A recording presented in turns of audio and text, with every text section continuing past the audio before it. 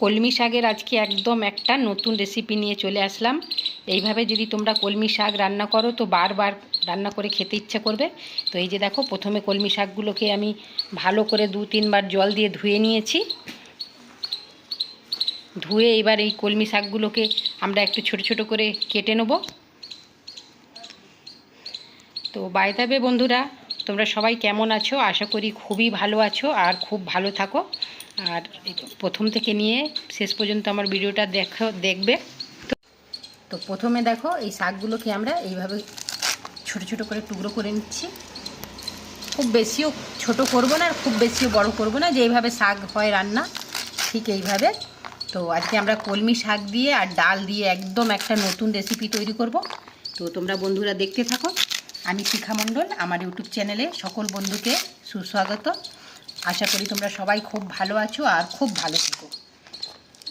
এখানে কলমি শাকগুলো আমরা কেটে নিয়েছি খুব ভালো করে। আর এখানে এই যে ডালটাকে একটুখানি হালকা ভেজে আর ভালো করে 3-4 বার জল দিয়ে ভালো করে ধুয়ে রেখেছি। এখানে একটা কোঁড়া বসিয়ে দিলাম আর এই কোঁড়াতে এই ডালগুলো দিয়ে দিলাম। আর এই ডালেতে একটু জল দিয়ে দিলাম। জলটা এমন দেবে কি যেমন এই জলটা এতেই যেন শুকনো হয়ে যায়, জল না থাকে। আর তার সাথে একটু দিয়ে দিলাম হলদি পাউডার আর সঙ্গে দিয়ে দিলাম একটু নুন। এবার ঢাকা দিয়ে আমরা ডালটাকে সিদ্ধ করে নেব। খুব বেশি সিদ্ধ করলে কিন্তু হবে না, একটু কম সিদ্ধ রাখতে হবে। ততক্ষণ আমাদের ডালটা সিদ্ধ হোক।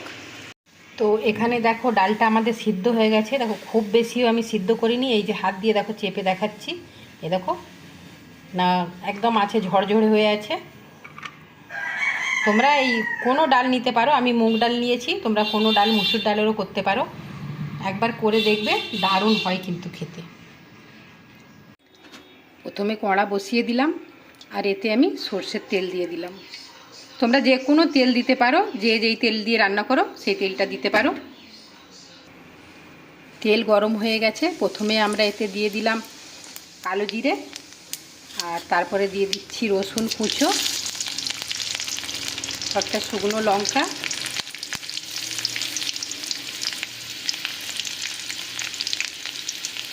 তার সাথে দিয়ে দিচ্ছি একটা বড় কেটে রাখা পেঁয়াজ।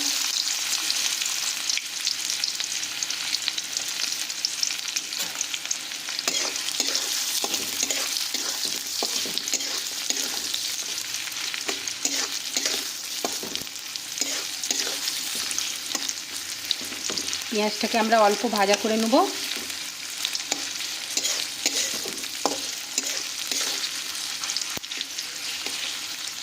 এদিকে আমি ছোট ছোট করে আলু কেটে রেখেছি, 2টো আলু কেটেছি এই সাইজের। তো এখানে পেঁয়াজটা ভাজা হয়ে গেছে, রসুনটাও ভাজা হয়ে গেছে। এবার এতে কেটে রাখা আলুগুলো আমরা দিয়ে দিচ্ছি।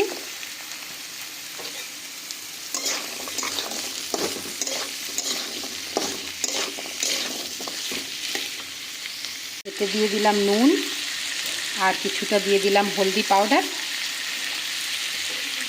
এবার আলুটাকে আমরা ঢাকা দিয়ে দিয়ে খুব ভালো করে ভাজা করে নেব। আলুটা সিদ্ধও হয়ে যাবে আর ভাজাও হয়ে যাবে।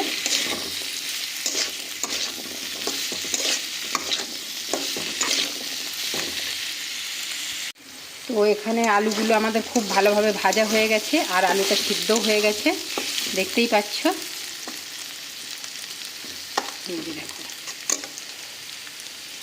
এইবার আমরা এতে কেটে রাখা কলমি শাকটা দিয়ে দিচ্ছি।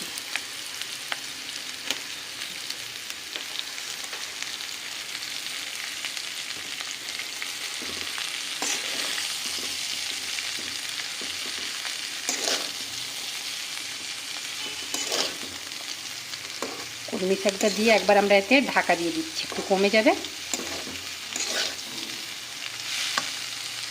তো এখানে শাক আর আলু আমাদের খুব ভালোভাবে ভাজা হয়ে গেছে, দেখতেই পাচ্ছ। তো এখানে শাক আর আলুটা খুব ভালোভাবে ভাজা হয়ে গেছে। কলমি শাকটা সুন্দর করে ভেজে নিয়েছি আমরা। এইবার এতে আমরা কিছুটা কাঁচা লঙ্কাও দিয়ে দিয়েছিলাম, যেটা দেখানো হয় না। আর এই যে সিদ্ধ করে রাখা মুগ ডাল, এই সিদ্ধ করে মুগ ডালটাকে এবার আমরা এতে দিয়ে দিচ্ছি। ডালটা দিয়ে এবার অল্প আমরা এই কলমি শাকটার সাথে এটাকে মিক্স করে নেব। দারুণ হয় কিন্তু খেতে।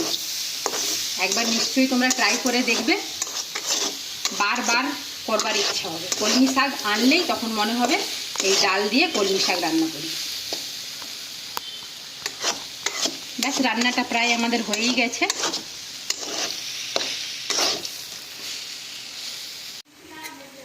মুগ ডাল দিয়ে কলমি শাকের রেসিপি একদম রেডি হয়ে গেছে। এবার আমরা গ্যাসটাকে বন্ধ করে দিচ্ছি। কত সুন্দর কালারটা এসেছে দেখতে পাচ্ছ, আর দেখতেও খুবই লোভনীয় হয়েছে, আর খেতে তো খুবই লোভনীয় হয়, আর দেখতেও খুব লোভনীয় হয়েছে। তো ফাইনালি বন্ধুরা, মুগ ডাল দিয়ে আর কলমি শাকের আমাদের রেসিপি একদম রেডি হয়ে গেছে। এতক্ষণ পাশে থাকার জন্য অনেক অনেক ধন্যবাদ। আর যারা নতুন আমার চ্যানেলে এসেছো, একটু লাইক, সাবস্ক্রাইব, কমেন্ট করবে। আর তোমাদেরকে এই কলমি শাকের রেসিপিটা কেমন লাগলো কমেন্ট করে নিশ্চয়ই বলবে। সবাই ভালো থাকো, সুস্থ থেকো। টাটা বন্ধুরা। এই যে দেখো, দারুণ হয়েছে, দারুণ একটা নতুন রেসিপি।